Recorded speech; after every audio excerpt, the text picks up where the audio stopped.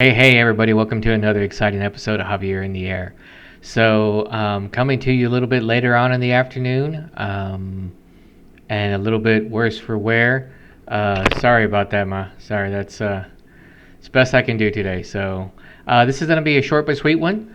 Due to the inclement weather that we had this week, even though it's nice and 71 degrees right now, for those of you who were under a log or a rock and didn't get it, or probably without power. The Austin area, including Cedar Park, had some bad cold weather come in, along with some freezing rain, and I think there was even snow reported in Jonestown, but that's a rumor. Anyway, so because of that, so 3 of the 4 days I didn't, or 3 days, first 3 days of the week I wasn't able to get out and do anything. Thursday I wasn't able to get out and really do anything, and Friday we were all recovering from what had happened earlier in the week. So there is no Trash in the Hood this week. There is actually Ice-pocalypse. Talking a little bit about that, and then I have some photos from when I was trying to clean up yesterday and today. So, you might even hear some chainsaws in the background. I don't know, this is a pretty good mic, so I may not pick it up. However, for those of you who were without power, I am so sorry about that. I think I lost power for about 3 hours on Thursday, I think it was, and it came back, and then we lost it again for about 15 minutes, and then it came back again. But I know there were some people out there that watched the show that were days without power, and actually, if you watch this show days from now, because you still don't have power, I am so sorry about that. Who knows, what the whole thing is. It could be, partially the electricity people's fault, partially the government, partially people not cutting their trees, and so some of the power lines were cut down because of that. I know that happened in a couple places around me. If you try to rely on your energy company, electric company from who do maintenance from time to time on trees, and they cut it back from the lines, I think they maybe have 2-3 crews per city, and so you're not really getting its due diligence as far as the trees go. And if you're not doing maintenance on them because you think they're going to do it, or you just haven't done it, which happens, people forget, then you have something like what I saw, which were trees taking out power lines, trees taking out transformers, trees taking out people's houses. Luckily, no one I know directly lost anything in their houses. They did lose a lot of trees, but thankfully it didn't hit their houses. So there's no Trash in the Hood this week. I didn't get out to walk as much as I wanted to, or much at all, really, so that was sad. But I did get to spend precious hours of my weekend breaking down stuff. So let's, I still didn't finish, so kudos to those who got crews out here. My neighbors got crews, and so they were able to get things squared away quite quickly. So they lost a lot of trees, but it looks good because the guys that worked for them came out and did a great job. And everybody that I've seen so far that are actually doing it, not scammers, but that are actually cutting down trees and putting it into trailers and taking it away, are doing a fantastic job. So, more power to them. Side note, for those of you who may not have seen the show before, welcome to Javier in the Air, my little corner of the internet, so to speak, more of a little tiny corner. And I hope you enjoy the show. So let's go into, I think we all need it, I know I do. Let's go into Zen moment, since we don't have Trash in the Hood. So sit back and enjoy this Zen moment that I bring to you. Thanks a lot.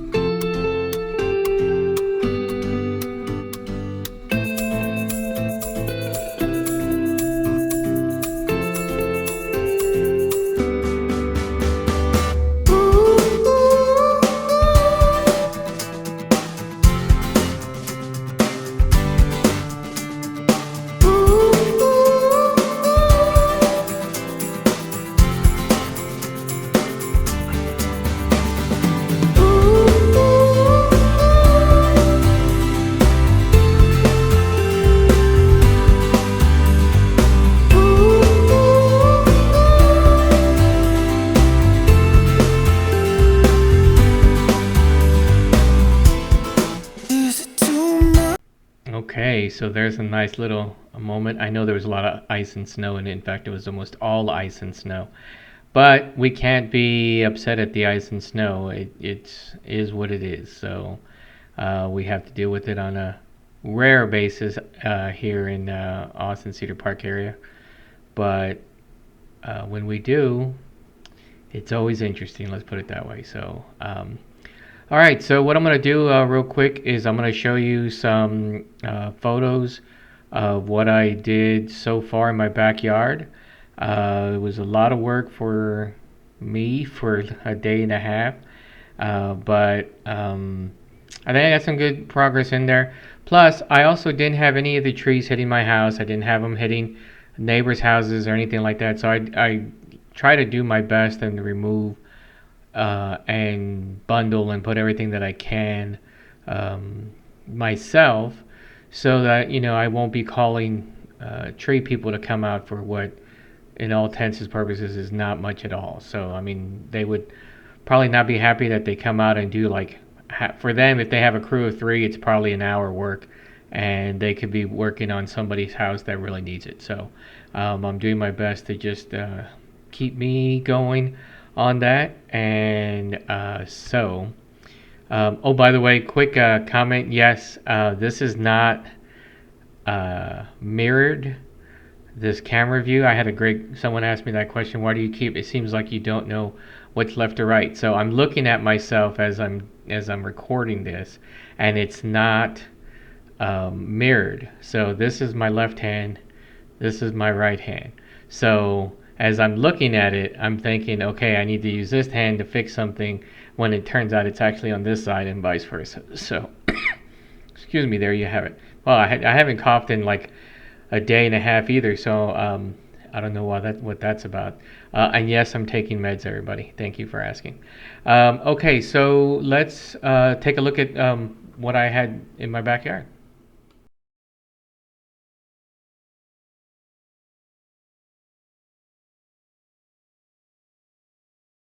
Okay, so this was yesterday, Saturday morning. This is what I came out to. I'd seen it the day before from the windows, but I didn't step outside. So this is it here. Weather wasn't too bad. It was still very overcast as I started to work on this. And here's the middle part of my yard and backyard. Luckily, that thick glass ice that I have on top of that wine barrel survived, so I was very happy about that. Just leaves and debris everywhere, but no real damage, thankfully. And then here's the other side of it. The damage is all here in the garden beds, and then in my grapevine as well. And so they were just totally destroyed by the limbs falling down. So there you have it. So this is where I started working on the blowing the leaves off of the sidewalk and then cutting down the limbs. That limb up above is not precarious, so I dealt with that today. And then here is just a quick another look of it and what all that I need to do. So this was me working throughout the day with the leaf blower, saw, um, limb cutter, and all that. So this is after hour one. As you see, I got the leaf blower there. Blew off the leaves where I could. So I'm working my way through from across the yard from my left to my right, and just methodical about it. So this is hour two. You see, I've gotten further along. Things beginning to look like there's stuff underneath the debris. My trunk project, hop hinge, is still looking pretty good. So I got a lot of the junk blown off of the sidewalk there. And then this is another shot. You can see where I've gotten some more done. I think this is hour three, and just gotten some more stuff done on there. Looking pretty good, and the sun was out. It was feeling really good. So I just kept at it. And then this is a shot of, excuse me, this is a shot from the other side of the yard. So now I've worked my way across the yard. I haven't been complete, but I've been taking the big limbs and throwing them into one pile so that I can cut them later on with a good chainsaw. So this is the look again. More debris cleaned up, more areas done. And you see that grass is looking pretty ready. It's been a while since I cut it, so I thought it'd make it look good. Plus, I can get rid of some of the leaves by mowing. So now here's a shot of it mowing. Sorry about that picture. I don't know what happened to the top of it. But there it is mowed and looking pretty good now. So that's what I did with about 8 hours there, 12 total. And there you have it. I didn't take any photos of other people's yards while they were having work done. I thought it would, it wasn't cool for me to stop and take a photo of the mess while, there was crews everywhere. So I thought I'd just stay at home and keep to myself and work by myself.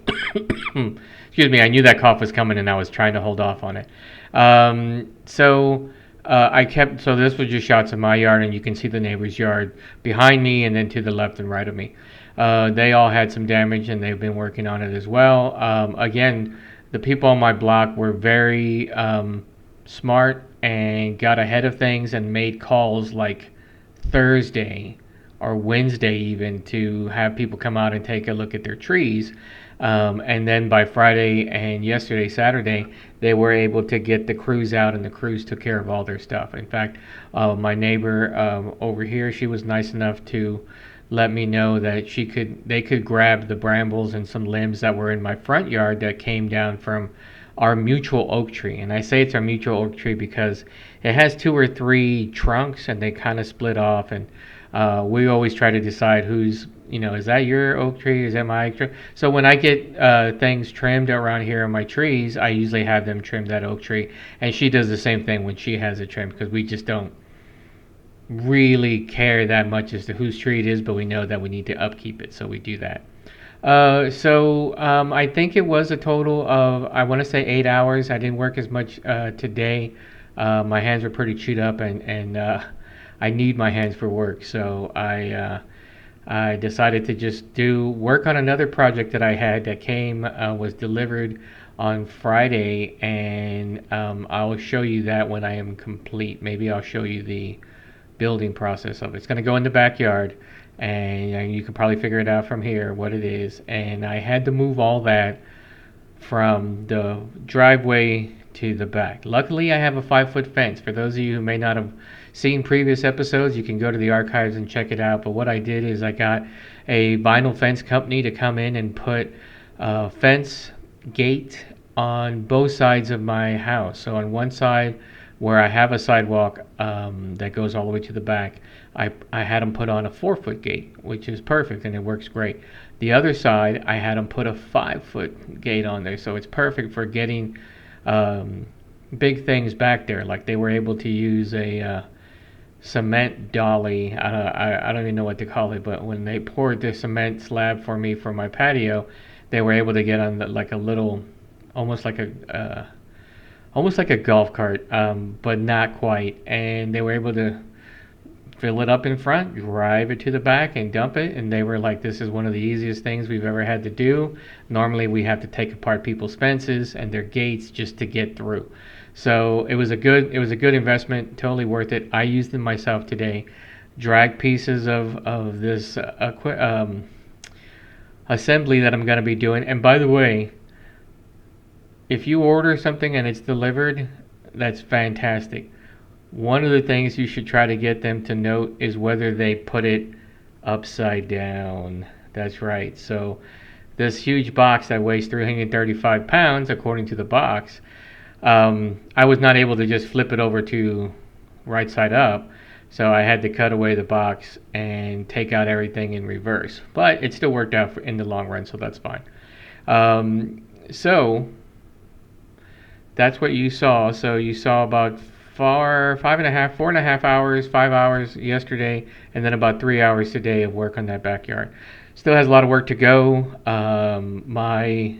Those of you who follow me on Facebook, my POS chainsaw, which I won't mention the brand, rhymes with Bobolt,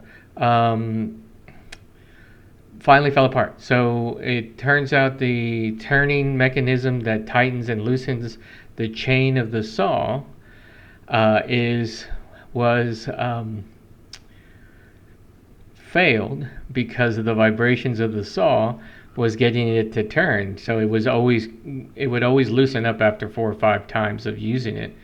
No matter what I did, I took it totally apart, cleaned every inch, and nook and cranny of that and made sure everything was nice and clean, well oiled, and then it just after 3 or 4 times the chain, the little loosening screw vibrates itself loose and the chain falls off right in the middle of cutting. So could be very dangerous if you're not looking for it. I was looking for it, so I knew it was going to happen, and it happened. And it's not my power of my mind that did it. If I had that kind of power, I'd be doing a different kind of show. So I have a chainsaw that Brother Rob was nice enough for me to borrow. So I will be trying that out this week, here and there when I can, depending on what time I get home from work. Okay, so that was Ice-pocalypse, and let me apologize on behalf of the people of Cedar Park and Austin area, and even most of Texas. What we got was nothing compared to what's going on in across the United States this past week, 10 days, 2 weeks. There was places that up in the mountains that were -80, -100, to the point where exposed skin would become frostbite in less than a minute. You can look it up somewhere. I believe it was Washington State. But of course, not a lot of people are up there, so thank goodness. But it got so extremely, extremely cold. So the fact that we were complaining about limbs and stuff falling down, and then 3 days later it's 71 degrees. I apologize on behalf. It's all perspective, right? It all depends. Like if you're not used to the ice and cold, and you get ice and cold, then yeah, you're going to be affected, and you're going to whine about it. I know I did. And vice versa. If you're not used to the heat and dryness, and you come across heat and dryness, you're going to complain. That's just how we're built. Okay, so let's now a good topic that I thought of right now. I thought of earlier. This is for Health After 50. This is Health After 50. Check it out.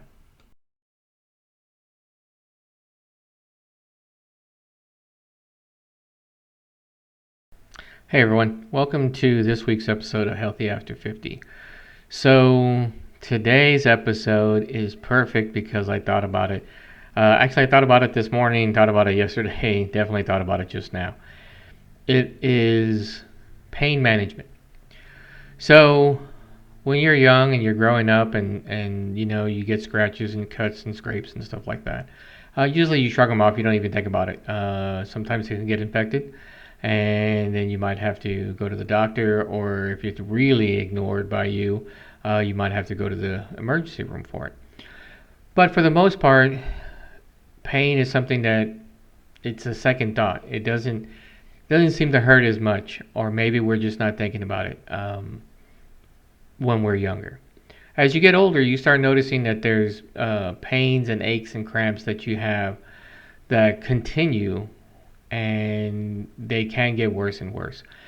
So as far as pain management goes, you want to make sure that you are at a comfortable level of, and I hate to put it this way, but you're at a comfortable level of pain. That's pretty much what pain management is, that how I feel about it. You're always going to have some pain of some sort, and how you are able to manage it is key to keeping you healthy. So I'm not an advocate on medicines. I take them when I have to. My doctor says I have to take these medicines that I'm on right now, and I'm taking them. That's not a problem. But when it comes to pain, it really is an individual basis. Like I know I have a very high pain threshold when it comes to dentist work, and I usually feel almost nothing, whereas other people need gas or just fall apart because of the pain. With the neuropathy that I have now in my hands and feet, things hurt a little bit more if I stub my toe, or if I try to open, a can of paint with my fingers like I used to be able to. Can't do that anymore. So you have to start looking at everything that you do and assign a pain level to it. So some things I can shrug off. It's not a problem. I can go about my day and no big deal. Sometimes I'll have a headache and I'm used to it just kind of going away. Sometimes it doesn't go away. So I might want to take something for it. So you have intestinal difficulty, stomach aches, stomach problems. Some people can shrug it off and they're fine. Other people, they say, you know what, I don't want to deal with this anymore. It happens on a continual basis. It's habitual. I want to get someone to take a look and see what may be going on. So you want to be able to be aware of your pain. You want to be able to manage it, and you want to be able to know when enough is enough. So each person is different, and so you can set yourself a pain level of 1 to 10. 1 being, I got a scratch from a tree. I didn't even notice it until days later when there was a scratch on my arm. To 10, where, oh my goodness, take me to the hospital now. So on that scale, which is a scale that you can also talk to your doctor about, you start looking at things. Well, I have continual back pain. Well, does it interrupt my work? Does it interrupt my social life? Does it interrupt my playtime? And you can take that into account on your pain level. So if you're at a 3 or a 2 and you're at a 2 or you're at a 3 a lot for, say, back pain, then you might want to start having to look at it. Maybe take some medication. Maybe go to the doctor. Excuse me. Maybe you work out too hard, or you cut down a lot of trees. And then the next morning you're very, very stiff and you are hobbling around, and then you have to kind of stretch it out. I firmly believe in stretching out nowadays, everybody. I firmly believe in stretching out when you can, especially if you're going to go out and do some form of strenuous exercise. Even if that exercise is cutting trees, you will be surprised at how much movement you do, how much bending over you do, how much squatting, how much lifting, and lift correctly, and whatnot. So let's if you're over 50, which some of you are out there, I know who you are, and you don't have a pain management level, you may want to create your own. You don't have to have anything in formal writing. It may help, depending on how good our memory is, which we'll talk about in other episodes. But take a look at it. Don't be overly concerned, but you need to be aware of it. So if you are, you have hip pain and you've had hip pain for a couple weeks now, you may want to go see a doctor about it. If you have chest pain, you definitely want to go see a doctor about it, even if it's only happening every couple of times for whatever reason a week, but it's a couple of times a week. You definitely want to go see a doctor about it. As far as so we're looking at pain here. So let's stay with that. So managing your pain may or may not require continual medication. May just require something to help you sleep because you're a little you have a little pain. And all these medications, by the way, I'm talking about are light. If your doctor prescribes you medication, definitely take it. Now, if you have multiple doctors, you should always make sure that all your doctors know that they're, that you're seeing them, so that there's no counterindicated issues, side effects by taking more than one medication. So we'll talk about doctors and medication on a different episode. So manage your pain. Come up with a level from 1 to 10 of how your pain is, no matter what that pain is. If you start seeing a pattern where the pain goes up, then you may want to go see a doctor about it. If you are able to deal with that pain, then that's really a perspective. That's really up to you. If your pain, you're at a constant 5 and you're fine with it, it may not be a problem. Now, I still recommend that you go see your doctors. We talked about that last week, so you definitely want to do that. But unless there's some other signs, outward signs, discoloration of the area that you've had pain for a while, swelling, heaven forbid, your skin starts to die, That's worst case scenario. But I mean, when you see things like that, you should know to go to a doctor. Even though some of us can be pretty stubborn, and I'm not, and I'm including myself here. But you definitely want to try to manage your pain as much as you can. Like I said, I'm not a proponent for a lot of medications. So if you could take something over the counter that's just for that short time period, my headache is now gone. I don't take this anymore. Then that may be a way you want to go. I can't recommend anything, nor am I going to recommend anything, but it's simply a perspective of your own pain management. So that's it for this Healthy After 50. I hope this has helped you out a little bit. If you have any comments or questions or other topics you'd like me to talk about for Healthy After 50, just shoot me a message. Thanks a lot, everyone. Okay, I thought this was going to be short and sweet, but it looks like I'm already hitting close to the time, if not going to pass it. So, no spirit time this week. I apologize for that. Hopefully, I'll have some new alcohol next week that I can bring to the show. Also, like I said in the Healthy After 50 bit, if you have any comments, suggestions, thoughts, concerns, anything like that for the show, any of the sections on the show, please shoot me a message. I am on Facebook and on Instagram and on Twitter, but not really anymore. But you can find me. Facebook, email, everything. I'm available. So just reach out and let me know what you think, and you can even comment on the show on YouTube and Javier In The Air. That's Javier In The Air, not on the air. That's a whole separate dude. I don't know what his shtick is, but it's not mine. Okay, so let's real quickly go into bottom line. Dark Frog Social Media presents Bottom Line Books, Print versus Audio. Hey everybody, welcome to another exciting episode.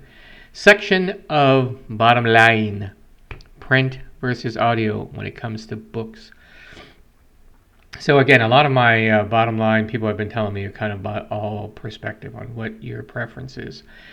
And that's true. So if you have a preference for a hardback book and you like the way it feels and you like the sensation of it when you turn the pages and you look forward to sitting down and having that book while you're having a hot cup of cocoa or something else to that effect, a little Irish coffee or something, then more power to you. That's how I like it. I have a decent, probably bordering on the small, but maybe a medium, average amount, medium amount of books in the science fiction fantasy field.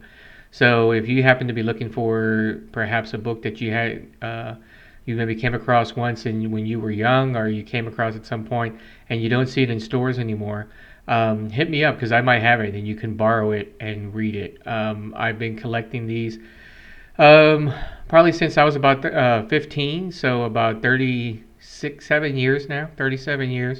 I have some very old books. I'm sure out of publication because they are just not there anymore. So that is, I think, the only con that I can think of when it comes to hardback versus audiobook. Now, for the audio book lovers, just the fact that you're reading books or listening to books, I should say, on a device, more power to you. The more reading you can do. Of course, I'm sorry. Another con would be that you're reading. You're actually reading the book, and reading comprehension is larger now. There are some devices out there that you can get the books on the device itself and read it, but most of them also come with an audio file, so you could also listen to it. So it's not quite print, not quite audio, but I myself prefer to just have a book in my hand. Now I get it, we're in a hectic, busy world, and you don't always have time to carry a bunch of books with you, and something that's thinner than my finger can hold, dozens if not hundreds of books, and so I like that. It's still reading as far as print goes. So I'm gonna kind of throw it in on my side now. The audio side, because everybody's busy and they have things that they want to do. They want to listen like they would listen if it was music. So I think you might miss some of the nuances of what the author was trying to convey when you read the book yourself. But then on the other side, it also, the actors, voice actors that are reading the book could be doing a hell of a job and getting in all the little nuances, if not more so, on some of them. Plus, I know I read a lot of British fantasy, and sometimes the accent just does it right. So I mean, I like that part of it. So I could see that as a pro for audiobooks. But when it comes to print, I'm just a fan favorite of it. I'm always going to go print over it because I like to have the book so I can read again and again. And I understand if I have a device that stores it and plays it auditorily for me, I'm not opposed to that. It's just not something I want. So the bottom line is, if you're out there and you're reading a book, whether it's from a device or from a good old-fashioned hardback, or you're listening to a book on tape, so to speak, if everybody out there knows what tape means, then I'm still proud of you. So keep reading, everyone. Thanks a lot. That's it, everyone. That's another episode of Javier in the Air in the Bag. I'd like to thank everyone for listening. Once again, welcome any newcomers that are listening and watching the show. If you have any comments, thoughts, or questions or suggestions, please feel free to reach out to me or comment directly on this episode on my channel on YouTube, Javier in the Air. Also, if you have any mom and pop businesses, especially now, when times are tough and you want to get out there a little promotion. I don't have a lot of viewers, but any promotion is good promotion in my opinion. Please reach out and we can set up a time that I can interview you.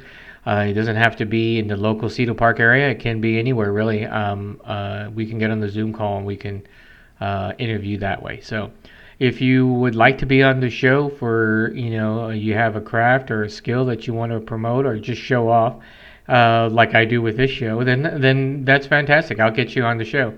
If you'd like to be a co-host for an episode or two, please reach out and let me know. So once again, I'm over the limit that I set for myself, but that's okay. I got some good information out there, and I hope people are listening and will take some of the information I provide. So here's to a healthier, warmer week, and I will see everybody next week. Thanks a lot, everybody.